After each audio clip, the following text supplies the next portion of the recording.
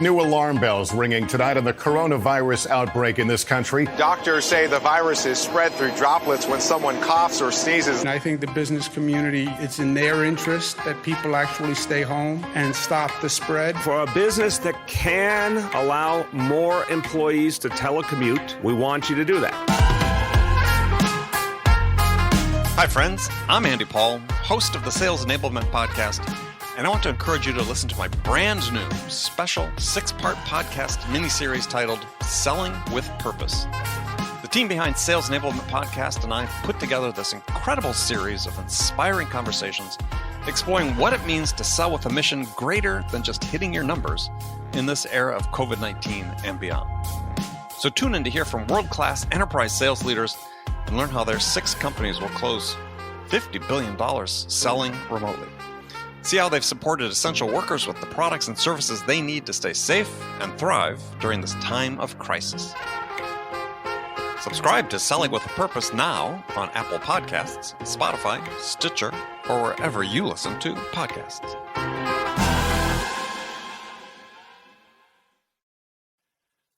Guided selling from RingDNA makes your entire sales team more effective by revealing exactly what reps should do and when to do it.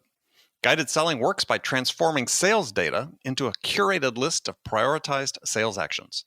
So when reps start their day, they'll never again wonder which prospects and accounts or hot inbound leads to reach out to next. Guided selling even shifts reps' priority in response to real-time buying signals. Finally, even new reps can sell like seasoned ones. Let RingDNA be your guide to success. Learn more at ringdna.com/guided selling. That's ringdna.com/guided selling. If you're a leader in an organization, how do you begin to set this expectation that, hey, this is how we want to treat and consider the transaction we have and the customers we have? So it definitely starts at the top, the board, CEO, setting expectations. I first became interested in this whole model when I was working with Netflix many, many years ago. And I saw how they were setting expectations with shareholders that, hey, don't just look at our acquisitions, look at our retention number. That's the thing to notice because we have 36-month relationships or longer with our subscribers.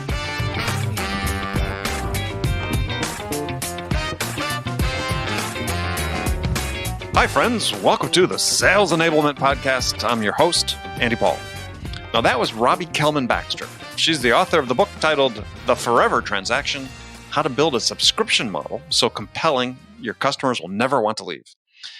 And she's joining me today on Sales Enablement, episode 774, to talk about what companies who are selling services on a subscription model have to do to acquire and, most importantly, retain their customers. As Robbie describes it, a forever transaction happens when a customer starts behaving like a member instead of a client and is committed to your organization and stops looking for alternatives. So we'll dig into how companies should go about orchestrating those moments when customers remove their consumer hats and put on their member hats and commit to your company for the long term.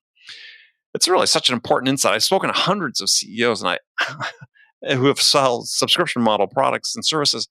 I don't think a single one has ever talked about their members versus their customers. So Robbie and I are going to dive into the forever promise you have to make to your customers. And she shares case studies of what companies have done to cement this promise. So all this and much, much more.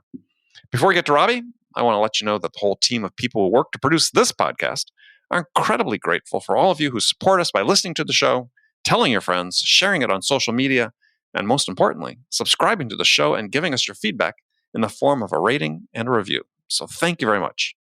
All right, let's jump into it. Robbie, welcome to the show. Thanks so much for having me, Andy. Pleasure to have you. So where are you riding out this storm, this COVID-19 storm? I am riding it out in Menlo Park, California. One of my favorite places. And so you venturing outside at all? I mean, do you have a yard or? We have a yard. Nice. I spend a lot of time in the yard. I spend a lot of time in the garage on our Peloton bike. Peloton. What's your screen name? I'll follow you. Bax Mom. Bax Mom. Okay. All right. I'm the sales house. So, but yeah, mine is sitting. I just finished about an hour and a half ago. It's sitting over there in the corner. Who's your favorite instructor? Matt Wilpers. Oh, Yours? I like Matt. I probably ride with Robin and Allie the most, but I enjoy the variety. Oh yeah, Yeah, well, Well, I like Matt, and then they have rides with like Christian Vandeveld and some pro So you're a cyclists. serious cyclist then. Well, I don't know. I pretend I'm a serious cyclist. Yeah. So yeah, I like the ones that seem more cycling oriented as opposed to like spin classes and so on. So So I do that, and I do a lot of the scenic rides. Sometimes I'll want to watch when there was sports on TV, I'd want to watch maybe a soccer game or something. I'd put that on. And then have a scenic ride on. So how many rides have you done on Peloton, do you think? I have done about 400 rides. Yeah, I'm about the same. I may be just slightly over 400, but yeah. So cool. Peloton buddies. All right. I'll look for you. And so, yeah, we don't dwell too much on COVID-19 because hopefully that comes and goes and people listen to this episode for a long time. We're going to talk about your new book, The Forever Transaction, which follows up to your, yes, right there, which well-positioned for people watching this on video. And on the other shoulder is your previous book, The Membership Economy, which is also an excellent book. And tell us what you meant by the forever transaction, because I thought this was interesting. I really want to dive into this. Again, primarily from you talk about it in the book, both from a consumer and a B2B standpoint. And we're going to dwell more on the B2B side here today, but tell us what it is. The forever transaction is that moment when a customer takes off their consumer hat, where they're considering alternatives, and they put on their member hat and they decide that your business is the way they're going to solve their problem or achieve their goals for the foreseeable future. It's when they're, a lot of times it's when they decide, I'm going to just subscribe and pay every month and not worry about this anymore. It's when a company says, okay, we've solved that problem. Let's move on to the next thing on our list. And it's what we all want as business owners. We want our customers to say, when I have these kinds of problems or I need to achieve these kinds of goals, this is who I go to. This is how I get things done. This is part of my habits. Well, so what has to occur for that mind shift to happen? And we can start on the consumer side if we want, and then migrate to the B2B side. Because, obviously we have a big audience in this show that people work at SaaS companies, and certainly subscription-based. And as I mentioned before we started recording, it's like, I'm not sure I've ever heard anybody in SaaS refer to their customers as members. And I think this is really an important mindset to shift that needs to occur. But anyway, what has to happen? Yeah. So I think on the consumer side or on the customer side, they have to be comfortable paying on a regular basis. They have to be comfortable with the level of trust that they have for the organization. So I'm not going to pay somebody regularly or give them access to my credit card if I don't know and trust them. But on the business side, what I think is really important to note is that being part of the membership economy is not the same thing as having subscription pricing. So just because you're a SaaS, and I think this is what you were getting at, just because you're a SaaS business does not mean that your organization has a membership mindset. And there's so much room to strengthen and deepen your model if you think of it more holistically. So for example, a lot of organizations I've worked with over the years that have enterprise software, the first thing they do as they move towards SaaS is they just start calling it SaaS. And they start doing subscription pricing around kind of a jerry-rigged product that was not built or architected for SaaS. Yes. So in other words, that's slapping subscription pricing on a non-subscription product. A lot of organizations do that. A lot of them say it's SaaS and we're going to leave everything else the way we've always done it. But over time, I think, in the last 5 years, ideas like customer success, so focusing on not just on solving problems for customers when they complain, but making sure that they onboard well and they engage and tracking different metrics. So, I don't know, I've been in this world, in this kind of membership world for about 15 or more years. But I remember in the beginning, I wanted to get t-shirts that said, make retention sexy, because no companies, I'm in Silicon Valley, so most of my clients were SaaS companies. None of them cared about retention like I cared about retention. And none of them were really focused on the onboarding experience and seeing kind of the issues between, the moment that you close the sale, you really have to think about how to onboard those members so they actually engage with the product and use it, and it starts to expand across the organization and they make it a habit. That requires a whole different way of running your business, a whole different set of metrics, a deeper focus on retention, not just on, what's the cool new logo we're going to get, the new company logo, that big logo slide that every company seems to have. Oh, yes. Well, we don't even refer to it as acquiring new customers anymore. It's acquiring a new logo. Acquiring a new logo. Forget the people or the businesses No, we're just supporting. getting a logo, right. Yeah. Yeah. So it's really, I think the company has to take that step back and say, we don't just want to acquire new customers. We actually want to engage and keep them and expand the relationships. Well, so words matter. And this idea of that you talk about is as treating customers as members has implications for certainly how you relate to them, but also the customer perception of what they're a member of, right? Yeah. Yeah. So, when I was writing the book, I'm like a pretty analytical person.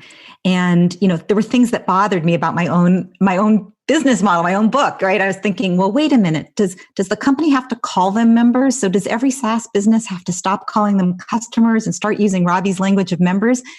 And what I would say is, first of all, it doesn't matter what the customers call themselves. So, if you listen to Spotify, you might call yourself a listener, you might call yourself a subscriber, you might call yourself a user. That's your choice as a customer. But the company, what I find is when they start using language of membership, when they start referring to the people they serve as members, it changes the way they think. They focus more on the long term. They focus more on the relationship. And I think that's the part that really matters when you treat the customer like a member. The other thing is, when you think about having a subscription business versus being part of the membership economy, to have a subscription business, all you need is subscription pricing. To be part of the membership economy, you need to have a focus on the long-term success of your customers as your primary North Star. Right.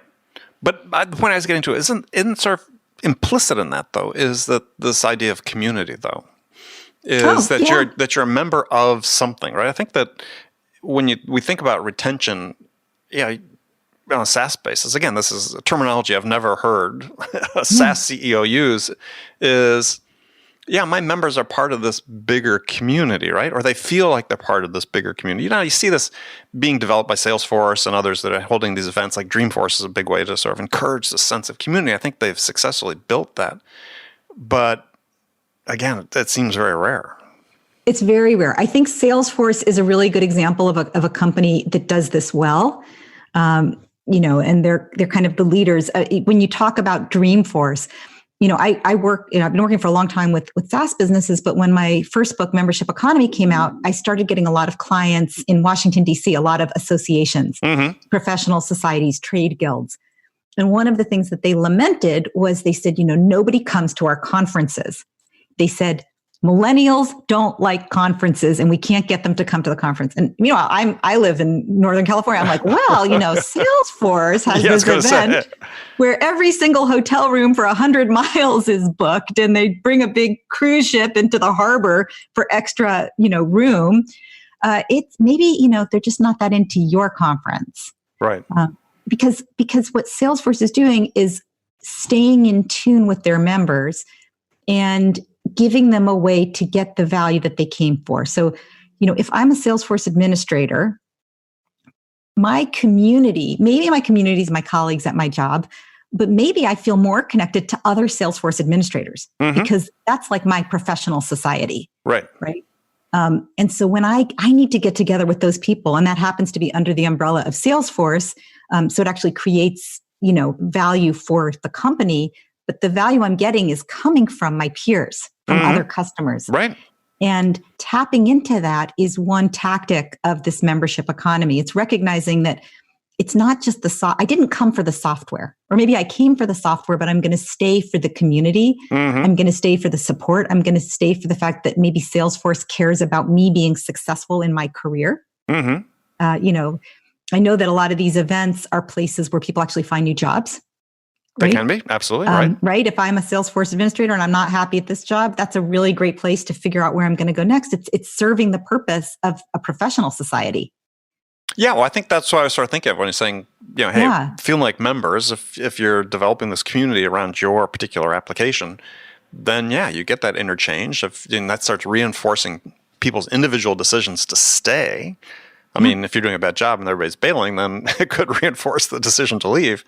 But in general, I think that, if you're looking from a retention strategy, that experiential component of it, making people feel like members. But again, you just don't hear the words enough. And well, I think there's a few reasons for this in the SaaS world. So one of them is, they're very focused on growth. Mm-hmm. And so there's a lot of emphasis on growth through new members.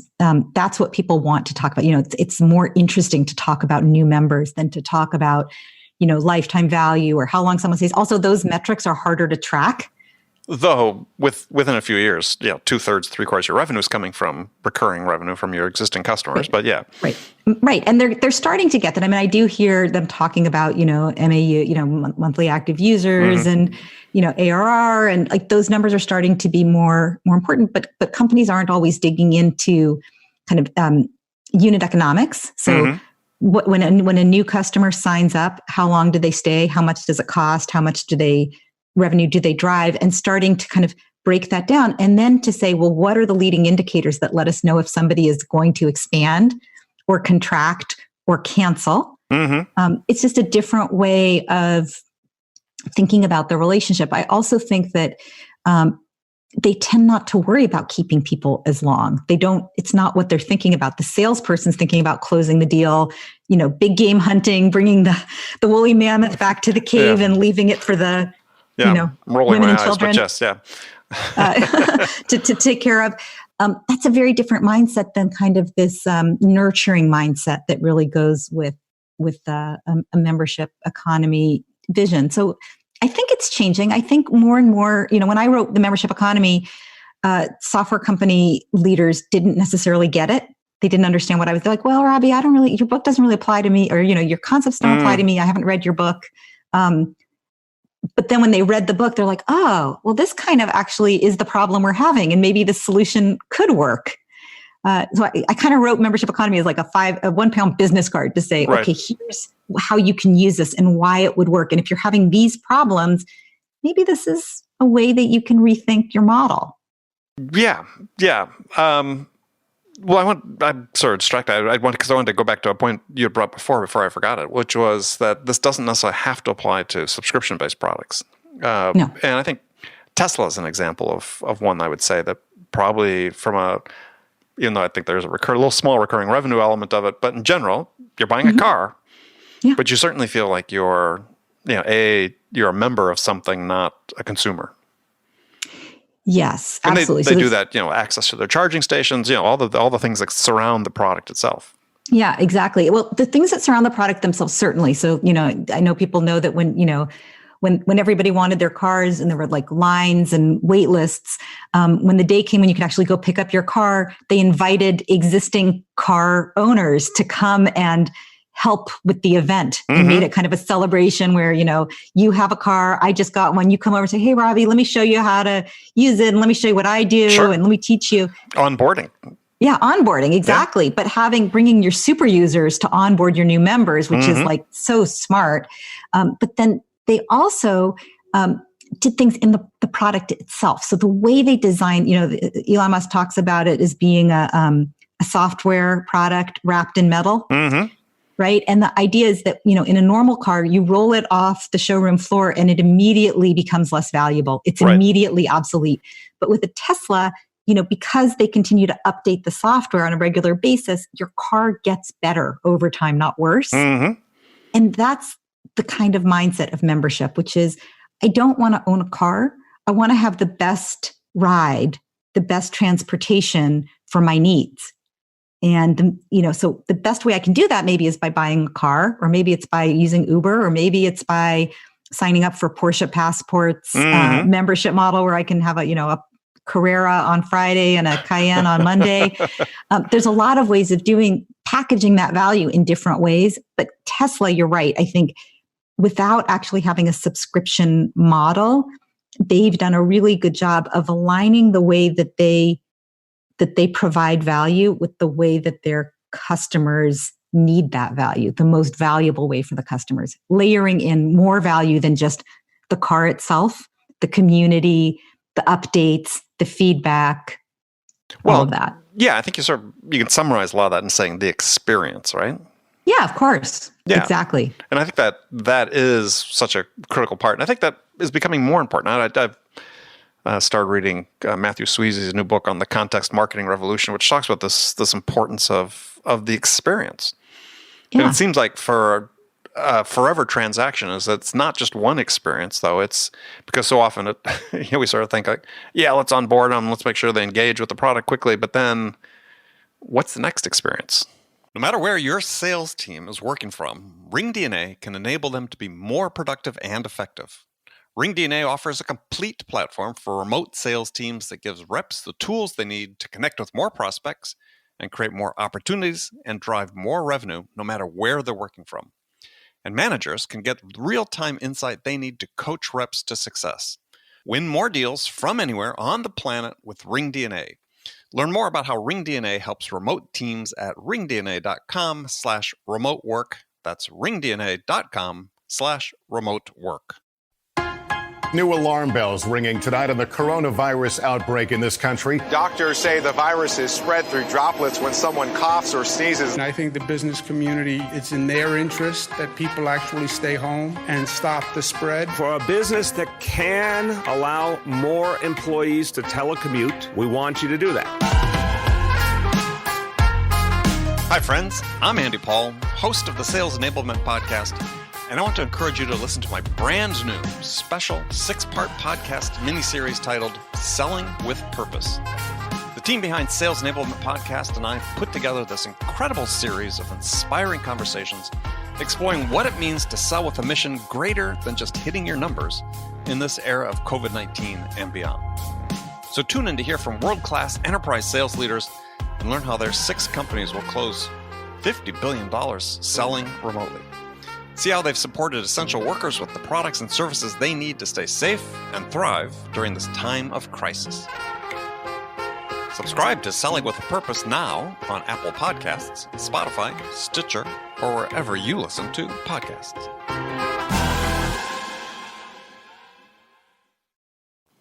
Yeah. And when I work with organizations, one of the things that I like to do is to say, okay, you want to have this customer for how long? Right.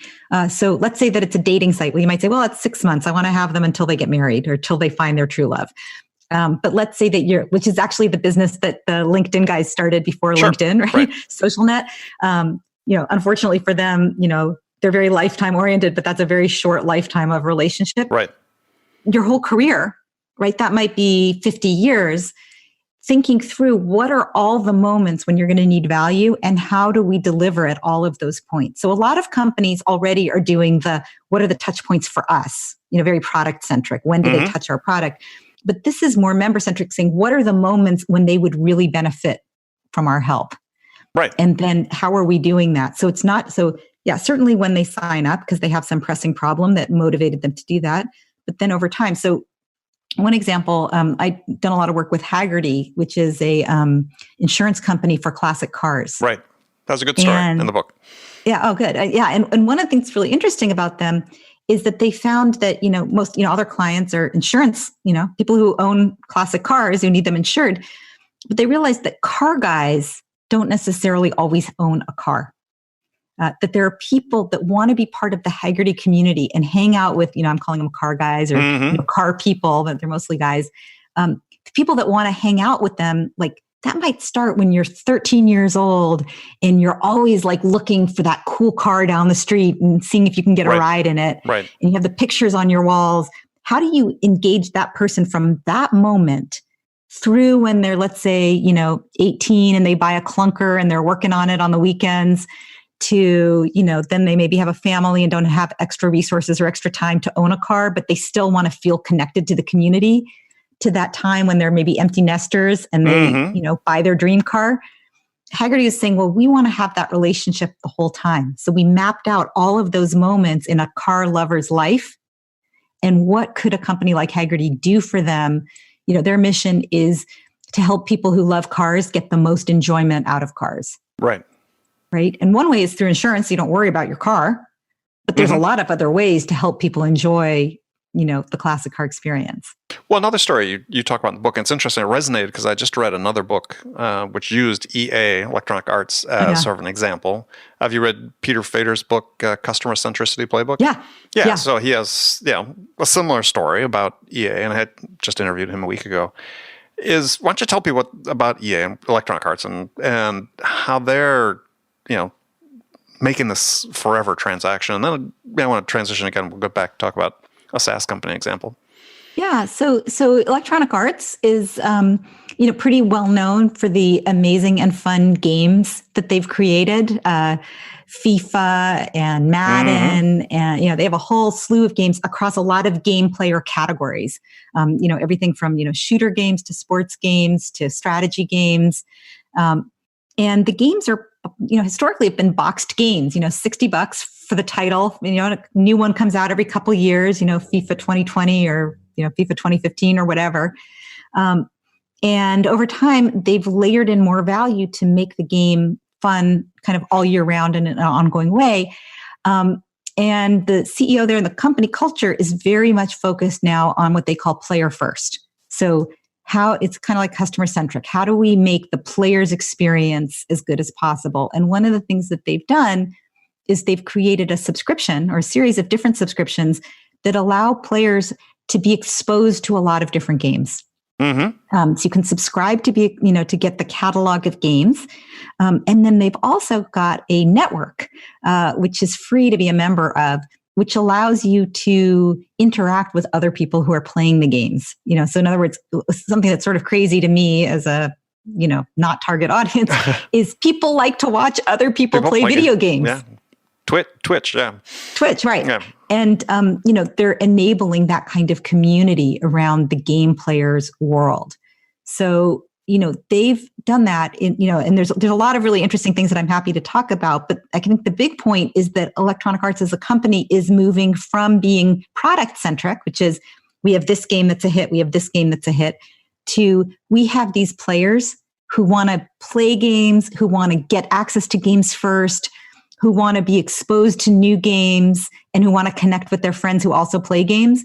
And we're going to optimize our offering and our, customer experience around them. So what are you seeing similar? Do you have an example, let's say the SaaS world, where people are letting the customer drive that really your direction, your product direction, and so on, to develop again this forever transaction member mindset? Well, I mean, one company that I talked about in the book, and I don't know if I'd call them a SaaS company, although SaaS is a key portion of their business, is Carbon 3D. Makes 3D printers that you can subscribe to. So you can't own the printer, you have to subscribe to it. Right. And the reason is that the data that they're collecting about how people use the printers actually allows them to optimize the experience. So for example, they might be able to tell you, hey, you're only using your printer 8 hours a day. You should be using it, around the clock. Here's how to do that. So it's basically making sure that you're getting the full value that you're paying for of the printer, and also connecting them both through the network. So maybe I don't know who else is using the other printers, but I'm being benchmarked against them so that I can get the best value. And right. So they're using that data to help me as an individual. I always think of kind of the distinction between maybe a network and a community, where the community is people that I know and I interact with, but the network is the power of many people coming together to help one another. Okay. And so they're doing both of those things.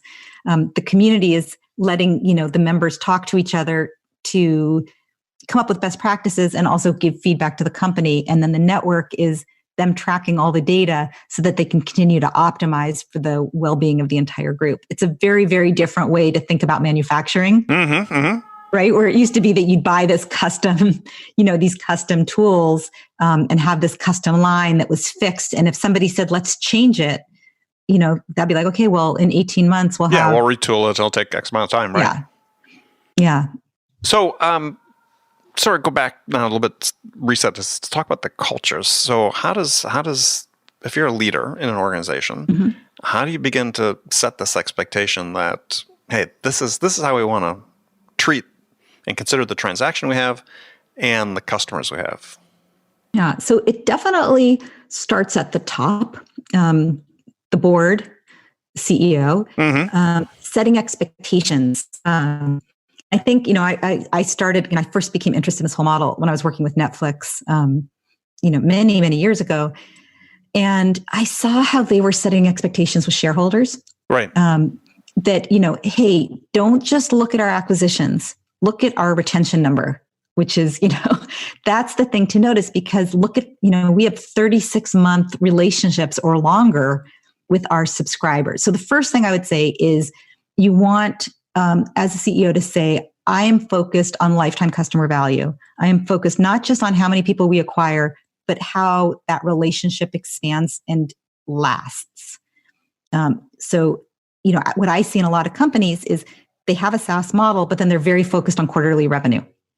And they're very focused, and to the detriment of the overall business. So not focusing on how are we onboarding them, how are we retaining them, are they expanding?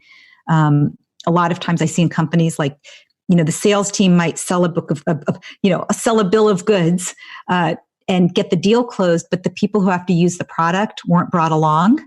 And so they don't onboard. They don't use the product. They don't, there's pushback. And then what happens is a year later, either there's a new manager that comes in or somebody looks at the books and says, what are we paying for that nobody's using?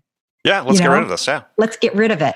So I think the first step is to focus on some of those other metrics and have leadership saying, this is what we're going to expect. We might have, lower acquisition because we're really focused on only acquiring the people that are going to stay. But you make a good point in the book that your acquisition behavior will have an impact on your retention. And so, for instance, if you are saying to the customer and you're selling and getting the initial deal done, we're here to help you, we're here to support you, our motivation is just to help you. And then suddenly it's, but, if you can close this month and we give you that extra discount, well, suddenly all that trust you start building up dissipates. And it doesn't mean they're not going to do a deal with you. Right. But that trust is never going to reach the level that you want to turn them into this member mindset. And you can expect, it's sort of this rule of thumb, which is purely a rule of thumb, is not scientific at all. But, the degree that you rely on discounts to close those deals is you're going to have a shorter lifetime with them. Yeah, absolutely. I totally agree with you. I think that it hurts the brand. The trust, the underlying trust. Yeah. Because it makes you think, well, gosh, if they don't really think the product's worthwhile at the full price, what else don't they think? Where else? And it also teaches you to, if you're negotiating, it teaches you that you're foolish if you don't negotiate. So, we see this with telcos, right? Right. Your friend tells you, oh, you should call, fill in the blank, your telco, and threaten to cancel because I did that. They gave me a 10% discount on the spot. So then you're like, well, God, if I don't call, then I'm stupid, right? Because that's what you're supposed to. If I don't call, then I'm paying too much. And what you want to do is have your customers think, I'm paying the fair price that everybody else is paying for this value. And so I don't need to worry about the price. The more complicated your pricing, whether it's discounts, whether it's like special fees for different things, the more complex your pricing, the more work the customer has to do to understand your pricing and the less they're going to trust you. So you want to keep your pricing simple so that they don't feel like they have to, like, when I think about it, an airline ticket, right? And you buy it on Tuesday and maybe it's a little cheaper. And if you do this and you do that, then you can get a better deal. And if you wait until the very last minute, then you might get a deal on the upgrade. It teaches you that you're in competition with the vendor. Right. That one of you is going to win and one of you is going to lose. Absolutely. And what you want to do is have as much alignment as possible and say, look, I'm going to charge you a fair price and I'm going to give you a lot of value. If you're not getting value, you should leave. But I know that my clients are getting value at this rate. Yeah, and you can do that without the discounting, first of all, if the discount was really necessary, you should have figured that out during the qualification phase. But secondly is switching costs are so low these days. Yeah. And if you have this type of transaction that goes on is it's relived monthly. It could be relived quarterly, depending on the deal you're signing. It could be relived annually. In the old days, you sold a piece of hardware, you had tough negotiation, then they forgot about it, right?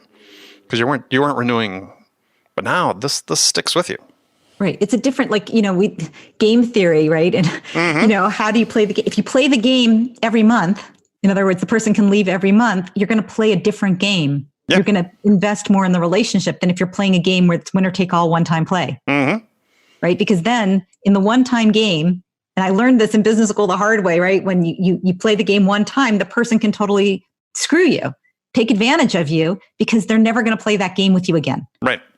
But if they're going to play every month, then you have to have a level of trust, and they have to see value. And like you said, if you discount it, they're going to be like, maybe it's not that valuable. Or they're going to say, well, gosh, if it's that cheap, I'll just try it. But I'm not going to invest any resources in implementing it because we can always cancel it later. Well, an interesting conundrum about that whole, or paradox, let's say, of what you just described, though, is that you're saying, okay, well, back when it was a one-time purchase, so let's sort of do a yesterday versus today type comparison. And at least this is sort of the mythology that exists, is when the old days in sales is all relationship based, right? Mm-hmm. Even though you're saying if it's a one-time thing, is the relationship wasn't quite as important. And then today, because of the ongoing nature of it, theoretically the relationship should become more important. But when you look at the way sales is conducted, it's often more automated, mechanized, and there's not as much emphasis put on the connection and the relationship at a time when it's really needed. Yeah, well, it's a really interesting. I'm thinking about this. You're bringing up a really interesting point, because I think that at its best, old time trust was the handshake kind of trust, which is, I don't need a contract with you because I know you and I know you've got my best interests at heart and I'm paying you a fair price. So there's trust. I think that's the best case. The worst case that a lot of people have had is kind of that feeling of like the glad handing, I'm doing this deal with my buddy. Right. Yeah. Or I'm doing the deal with my buddy and it's not in the best interest of my company. But I'm doing it, like the kind of sales guy with his Rolodex, kind of, the old school kind of like, oh, they'll do it with me because I'm going to take them out for some drinks and we're going to have a good time and they like to work with me. Which, by the way, was always overstated. But anyway, go ahead. Always overstated? You mean people didn't really do that? No. Not to the extent this generation thinks it's happening, but it happens. I think it also depends on the industry. I mean, I think it depends on what products you're selling. And I think it was more common with commodities, just because, if you could buy your lumber from this guy or that guy, you'd buy it, or your paper. But anyway, yeah. Yeah, coming out of a tech background since the beginning of tech, wasn't. But anyway, go ahead. Not that it didn't happen, but not as prevalent. But go ahead. I lost track of my thought. Oh, that's okay. Well, we're just talking about this idea of trust being different and more trust being demanded now, but it's more transactional today, which I think is problematic for sellers, is because they're being sort of encouraged is that, this is a more transactional, shorter term, especially because if you're an SDR, you barely interface with the customer for X period of time. AE, again, you got a limited period of time, and then we're handing it off to customer success.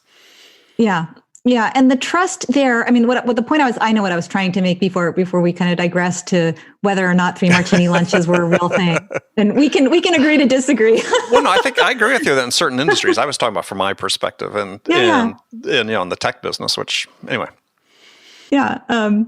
So I think what I was getting at is that the trust needs to be with the company, not with any one individual salesperson.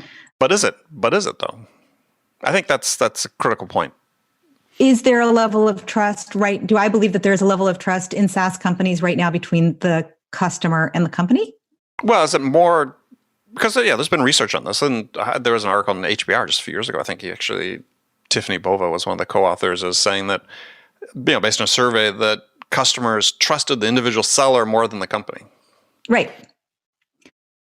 And I think that the company needs to be the trusted relationship. And I think that there's always a kind of a battle between the company and the salespeople.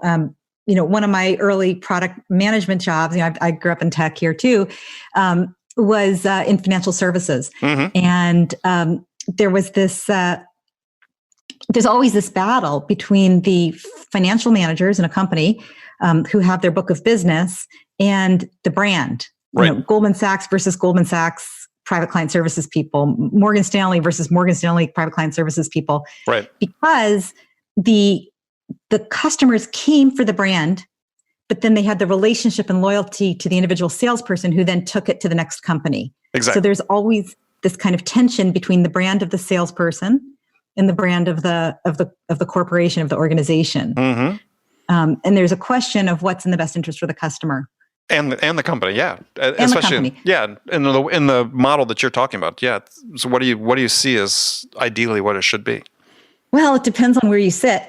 If you're the customer, you want you want everybody to have your best interests at heart, right? Mm-hmm. You want the salesperson, you want the company, you want everybody to be thinking what is in Robbie's best interest.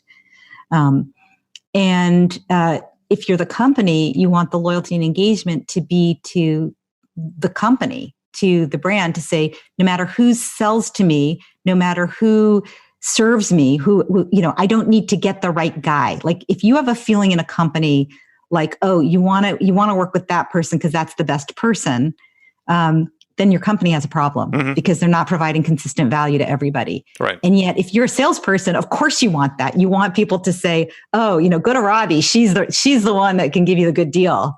If they try to palm you off to one of the other salespeople, just call back or just say no until you get Robbie. Yeah, no, I agree. I think that's hugely destructive, but unfortunately, it sort of gets set up that way, right? Sort of this hero thing. Yeah. Okay. Well, we sort of run out of time, but love to have you back and continue talking about this. This is a fascinating really conversation. Interesting. So tell people how they can connect with you and learn more about the book.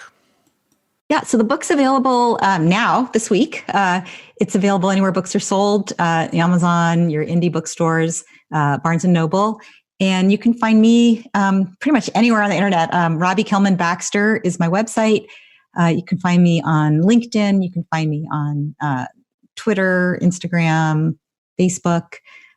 So yeah, link in with me wherever you can, wherever you are comfortable. Lots of options there. All right, Robbie, thank you very much. And as I said, look forward to talking again soon. Yeah, thanks for having me, Andy. Okay, friends, that's it for this episode. First of all, I want to thank you for taking the time to listen. I'm so grateful for your support of this show. And I want to thank Robbie Kellman Baxter for sharing her insights with us today. If you enjoyed this episode, please subscribe to this podcast, Sales Enablement with Andy Paul, on iTunes, Spotify, or wherever you listen to the show. If you could also leave us a rating or review and let us know how we're doing, we'd appreciate it. You can do all that on your phone in less than a minute as soon as this podcast is over. So thanks for your help, and thank you so much for investing your time to join me today. Until next time, I'm your host, Andy Paul. Good selling, everyone.